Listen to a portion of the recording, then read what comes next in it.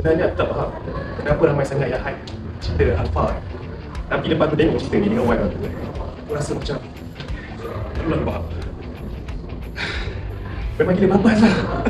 Nak tanya wife macam Macam mana cerita tadi?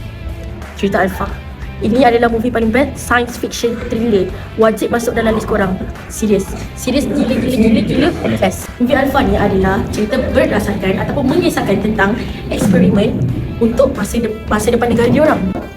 Apa yang suka baca cerita ni, pacing memang laju gila, action dia memang mantap. Lepas tu dia punya cinematic, scenery dia memang tak nampak air langsung, memang sangat-sangat. So, movie Alpha ni memang recommend gila. Korang kena tengok sebab 11/10. Tak tipu, korang pergi tengok. Tak percaya, pergi tengok. Dah lama tak tengok movie Hindustan action macam ni kan.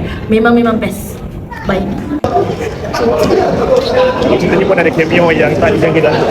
Mungkin Shahrukh Khan, Okay, Amir Khan, mungkin Zul Arifin. kami mau melompat.